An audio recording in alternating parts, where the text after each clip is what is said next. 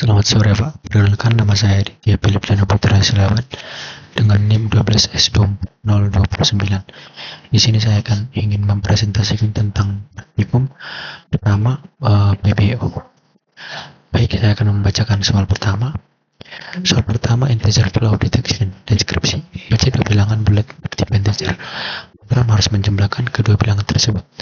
Jika terjadi integer flow, cetak overflow. Jika tidak terjadi overflow, cetak hasil penjumlahan. Dilarang menggunakan long integer atau try catch untuk mendeteksi overflow. Inputnya soal 1, A, B, output hasil penjumlahan.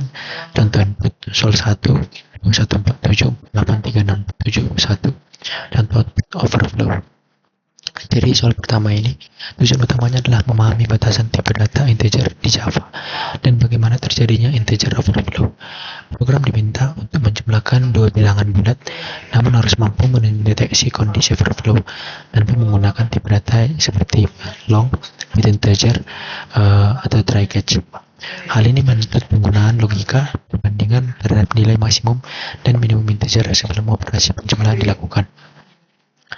Yang soal kedua, float versus double precision trap. Baca dua bilangan desimal, jumlahkan keduanya menggunakan float, jumlahkan keduanya menggunakan double, hitung selisih absolut dari kedua hasil tersebut. Output harus ditampilkan dengan 6 digit di belakang koma. Input soal 2 XY, contoh input soal 2 0,1 0,2, outputnya 0,000. Jadi soal kedua ini bertujuan menunjukkan perbedaan presisi antara tipe data float dan double. Meskipun dua bilangan desimal yang sama dijumlahkan, hasilnya dapat berbeda karena keterbatasan presisi floating point. Oleh karena itu, soal ini meminta penjumlahan dilakukan menggunakan kedua tipe data tersebut. Kemudian selisih absolut dari hasilnya dihitung dan ditampilkan, sehingga perbedaan presisi dapat terlihat secara nyata. Soal yang ketiga, primitive versus wrapper comparison. Pada satu bilangan bulat n, lakukan langkah berikut.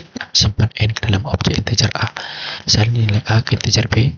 Tambahkan 1 ke a. Bandingkan a dan b menggunakan operator sama dengan method equals kurung. Kemudian inputnya seperti ini dan outputnya seperti ini. Dan soal ketiga ini menguji pemahaman tentang perbedaan antara tipe data primitif dan wrapper class, khususnya integer. Selain itu, soal ini menekankan perbedaan cara kerja operator sama dengan dan metode equals. Dengan adanya operasi penambahan pada objek integer, soal ini juga mengarahkan pada pemahaman bahwa wrapper class bersifat immutable dan perubahan nilai menghasilkan objek baru. Kemudian soal keempat, string immutability dan reference. Baca satu string S, lakukan langkah berikut. Buat string A sama dengan S, buat string B sama dengan string S. Gabungkan string X ke A, bandingkan A dan B menggunakan operator sama dengan method equals. Fokus utama adalah sifat immutable dari string di Java serta perbedaan referensi objek. Soal ini menguji bagaimana cara pembuatan string, baik melalui assignment langsung maupun dengan keyword yang memengaruhi referensi memori. Selain itu, perbandingan menggunakan sama dengan dan method equals digunakan untuk memperjelas perbedaan antara membandingkan alamat objek dan membandingkan isi string. Soal yang kelima, parsing dan type safety. Baca satu bilangan bulat, satu bilangan desimal, dan satu boolean. Lakukan langkah berikut. Seluruh input ke tipe data sesuai, hitung integer x double. Jika nilai boolean adalah false, hasil dikali min 1, cetak hasil dengan dua digit di belakang koma. Jadi soal kelima ini bertujuan menguji kemampuan bersaing input dari bentuk string ke tipe data yang sesuai tanpa melakukan casting manual. Soal ini juga menguji pemahaman organisasi antar tipe data, penggunaan nilai boolean dalam pengambilan keputusan, serta cara menampilkan output numerik dengan format desimal yang tepat. Pada kode yang saya buat, saya menggunakan struktur switch case karena program harus menangani beberapa soal yang berbeda dalam satu program yang sama.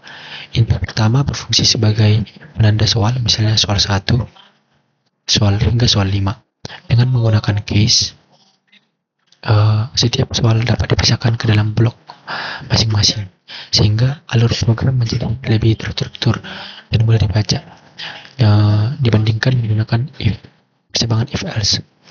Penggunaan case memungkinkan program langsung mengeksekusi bagian kode yang sesuai dengan soal yang dipilih tanpa memeriksa kondisi satu persatu. Hal ini membuat program lebih efisien dan lebih jelas secara logika, karena setiap case merepresentasikan satu jenis soal dengan tujuan dan proses yang berbeda. Sementara itu, penggunaan break pada setiap case bertujuan untuk menghentikan eksekusi switch setelah satu soal dikerjakan. Tanpa break, program akan mengalami fall through, yaitu eksekusi akan berlanjut ke case berikutnya meskipun kondisinya tidak sesuai.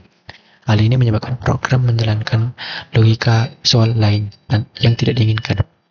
Dengan demikian, kombinasi case dan break memastikan bahwa hanya satu soal yang dieksekusi sesuai dengan input yang diberikan, serta menjaga alur program terkontrol, terstruktur, dan sesuai dengan tujuan masing-masing soal.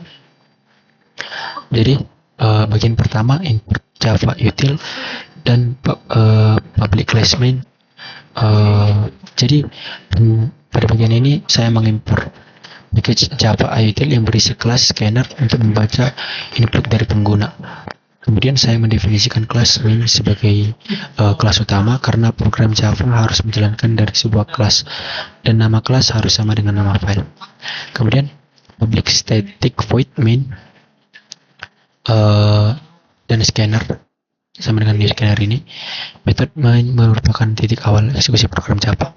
Di dalamnya saya membuat objek scanner yang digunakan untuk membaca seluruh input dari standar input, membaca soal switch case, string soal. Program ini membaca input pertama berupa string yang berfungsi sebagai penanda soal, seperti soal 1 sampai soal 5. Struktur switch case digunakan agar satu program dapat menangani banyak soal dengan logika yang berbeda. Untuk soal pertama,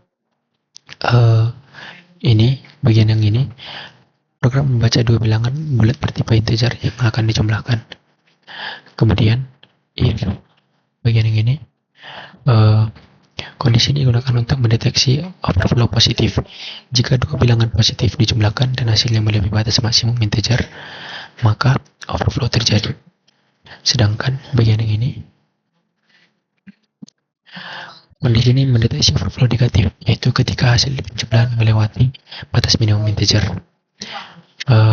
Kemudian bagian yang ini, jika tidak terjadi overflow, program akan mencetak hasil penjumlahan. Break digunakan untuk menghentikan eksekusi switch. Untuk soal kedua, ini program ini membaca dua bilangan desimal sebagai double. Kemudian yang ini, nilai double dikonversi ke float untuk menunjukkan penurunan presisi. Setelah itu, ini adalah penjumlahan dilakukan menggunakan float dan double untuk dibandingkan hasilnya. Setelah itu masuk ke program code ini, yang dimana program ini menghitung selisih absolut dan menampilkannya dengan 6 digit di belakang koma. Setelah itu soal yang ketiga, program membaca satu bilangan bulat. Nilai integer diubah menjadi objek integer melalui autoboxing. Yang di sini variabel A3 dan B3 awalnya menunjuk ke objek yang sama. Karena integer bersifat immutable, operasi ini membuat objek yang baru. Kemudian operasi ini, operator sama dengan membandingkan referensi objek, sedangkan equals membandingkan nilai objek. Kemudian soal keempat, program ini membaca sebuah string. A4 mereferensikan string yang sama. A4 mereferensikan string yang sama, sedangkan B4 dibuat sebagai objek baru meskipun isinya sama. Kemudian karena string ini bersifat immutable, penggabungan ini membuat objek string baru. Setelah itu, program ini melakukan perbandingan untuk menunjukkan perbedaan referensi dan isi string. Kemudian soal yang kelima, ini input dibaca sebagai string agar dapat diparse ke tipe data yang sesuai. Setelah itu, yang ini Parsing dilakukan tanpa casing manual sesuai aturan soal. Kemudian perkalian integer dan dapat menghasilkan nilai bertipe double. Kemudian jika boolean bernilai false, hasil dikalikan min 1 lalu ditampilkan dengan 2 digit desimal. Kemudian bagian ini dijalankan jika input soal tidak disesuai dengan case yang tersedia. Sekarang mari kita coba untuk melakukan compile atau merun code-nya.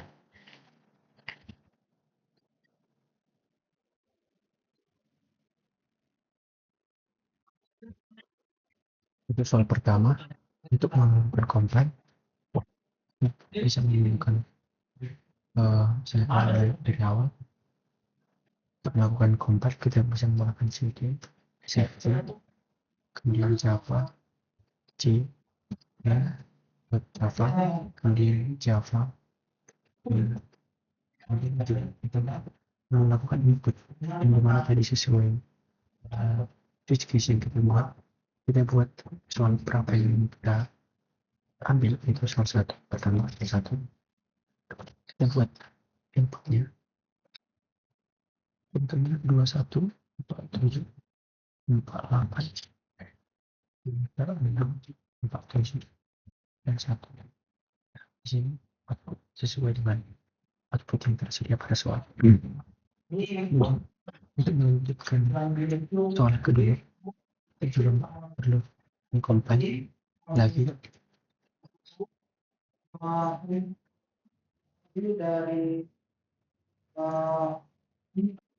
kita pilih soal 2 kemudian kita buat inputnya 0,1 0,2 nah maka outputnya akan sesuai dengan komandan kemudian untuk soal ketiga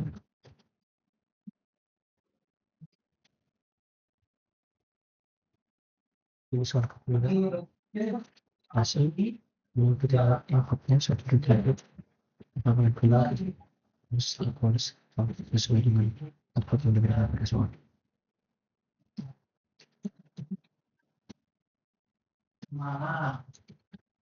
Kemudian kita mendapat dan inputnya lalu output yang sesuai yang dikeluarkan sesuai yang ada pada semua. Kemudian soal yang kelima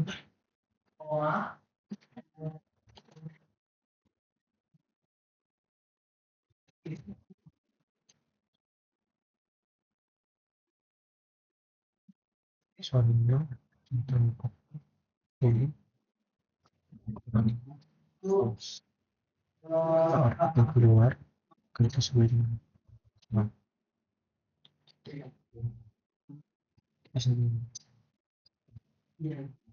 terima kasih.